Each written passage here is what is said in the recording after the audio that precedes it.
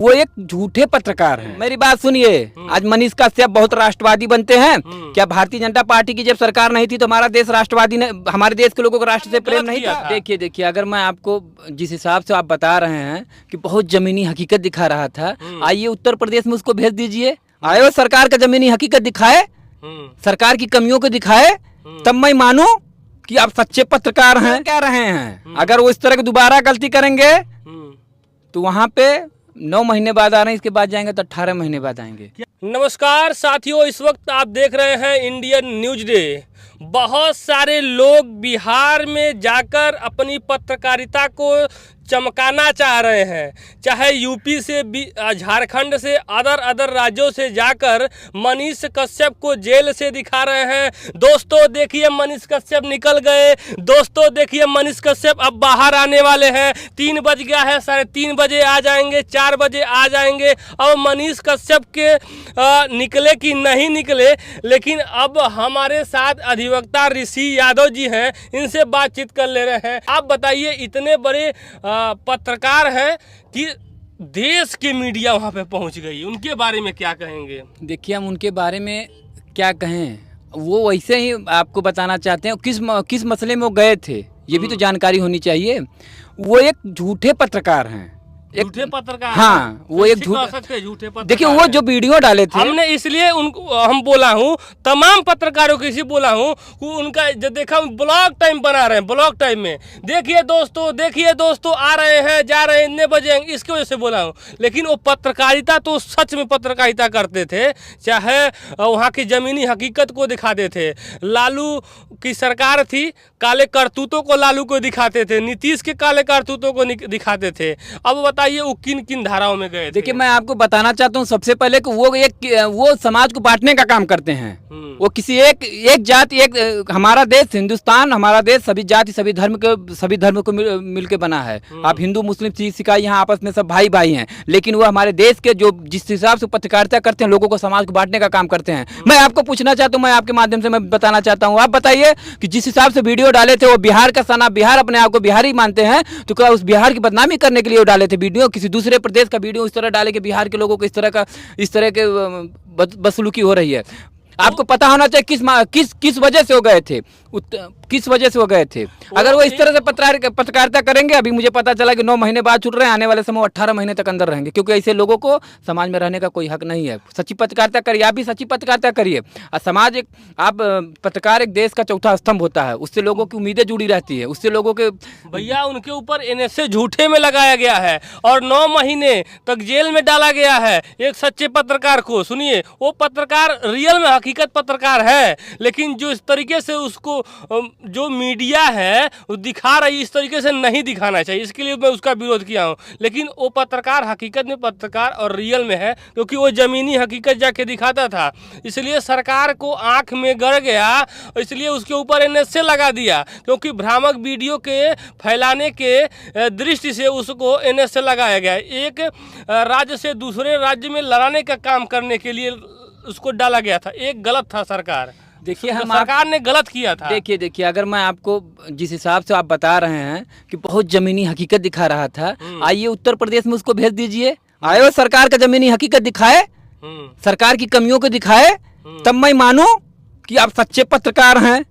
आप जहां RSS की समर्थित सरकार नहीं है, वहां उनको कमी दिखती है, और बाकी जहां भारतीय जनता पार्टी से समर्पित और RSS की शाखा जो चलती है, वो सरकार है, वहाँ उनको कमी नहीं दिखती। आवे उत्तर प्रदेश में उनको दिखाएं बेरोजगारी कितनी है, आवे उत्तर प्रदेश में तो उनको दिखाया जाए, बताया जाए, वो तो उनको नहीं देख रहा है।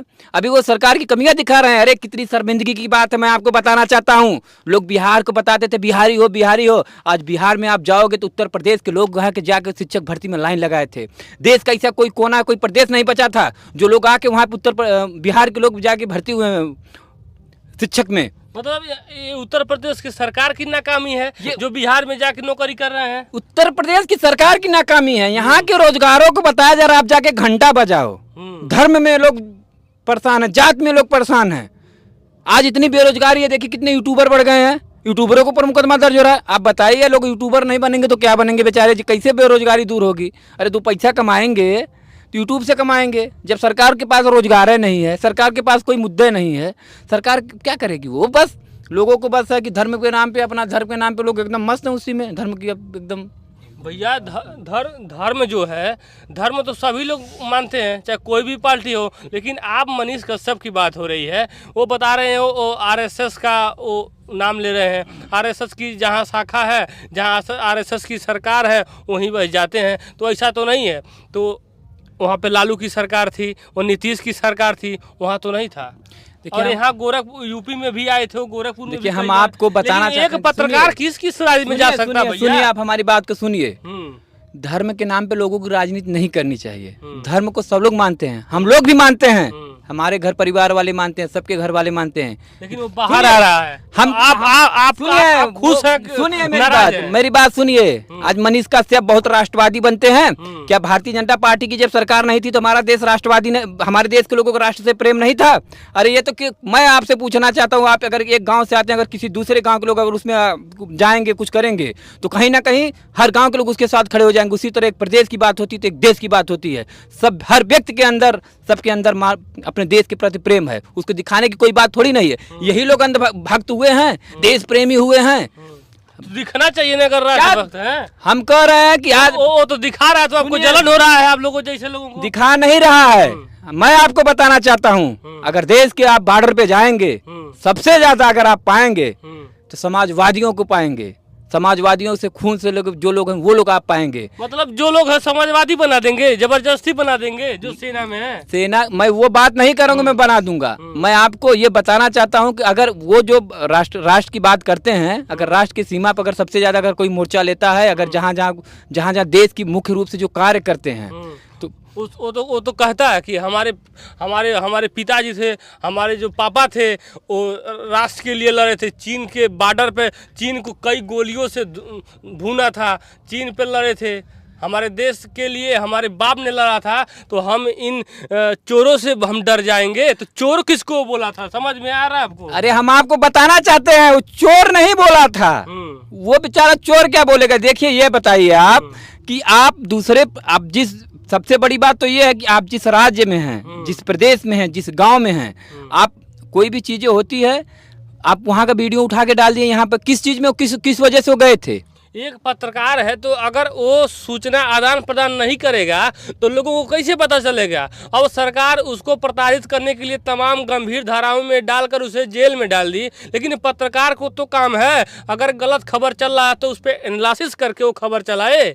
अगर वो चलाया कि एक खबर अगर ऐसा राज्य में हो रहा है तो गलत है, तो सरकार ऐसा करेगी, एक छोटे पत्रकार को जेल में डाल देगी। और आज निकल रहा तो आप इस तरीके से बात कर रहे हैं। अरे वो निकल क्या रहे हैं? अगर वो इस तरह की दोबारा गलती करेंगे तो वहाँ पे 9 महीने बाद आ रहे हैं, इसके बाद जाएंगे तो 18 महीने बाद आएंगे। क्या जिस तरीके से बिहार में खुशियाँ मन रही है, तो ये खुशियाँ कितना दिन तक रहेगा? ये कोई खुशियाँ कहीं नहीं मन रही है। लोगों को है यूट्यूब पे चलाना। अब सब लोग इतना र्यूमर बना दिए हैं, क्योंकि वह इसी तरह खबर डाल के गए थे ना। अगर उस तरह की, देखिए, कोई भी व्यक्ति, हम हो या आप हो, अगर आप गलती नहीं करेंगे, आपको किसी प्रकार की कोई वो नहीं मिलेगा। ऐसा थोड़ी नहीं किसी को कोई उस तरह का डाल देगा। कोई जांच पड़ताल हुई होगी, उसके बाद विवेचना हुआ, उसके बाद हो गए हैं। रही बात, फर्जी राष्ट्रभक्ति नहीं करनी चाहिए। सबके अंदर देश प्रेम है, सबके अंदर धर्म से प्रेम। लास्ट में जाते जाते यही पूछूंगा, जो धाराएं उसके ऊपर लगा है, तमाम NSA भी लगा, NSA हट गया, और तमाम मूर्ति तोड़ने का, तमाम सरकारी बाधा का धारा लगा है, तमाम उल्टा सीधा का और धारा लगा है। उन सब धाराओं वो सब खत्म हो गया है, जिस तरीके से माहौल बनाया गया है। कुछ खत्म नहीं हुआ है, कहीं किसी कहने से कुछ खत्म नहीं हुआ है। अगर वो आएंगे न्यायालय के द्वारा, वो अगर उनका कुछ इस तरह का इशू बनता है तो वो चीज़ें उनके लिए एक दिया गया होगा, एक अल्टीमेटम दिया गया होगा। इस प्रकार की वो गलती करेंगे तो फिर जाएंगे, ऐसा नहीं है। वो आएंगे तो इस बार उनके समझ में, वो खुद ही अपने आप की कैसे पत्रकारिता करेंगे, कहने में बहुत अंतर होता है, लेकिन व्यक्ति जो करता है उसके समझ में आता है। रही बात, वो पत्रकारिता न करके राजनीति ज़्यादा कर रहे थे।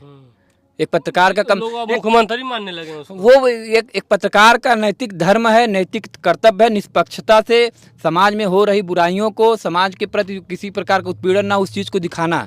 न कि एक पत्रकार का काम है किसी एक पार्टी, एक विशेष के लिए क्यों पत्रकारिता त्याग के कहने वो पार्टी ज्वाइन कर लेते।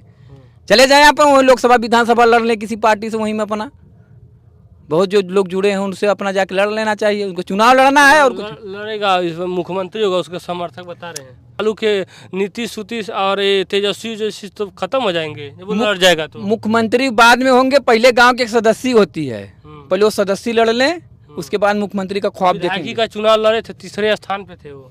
विधायकी का लड़े थे, तीसरे स्थान पे थे ना, पहले सदस्य लड़के जीत लें तब जाके विधायकी लड़े। तीसरे चौथे स्थान पे शायद क्लियर नहीं है, चौथे और तीसरे चौथे स्थान पे थे। तीसरे थे या फिर चौथे आ गए, पहले वो सदस्य लड़ लें, पांचवें पा जाएंगे।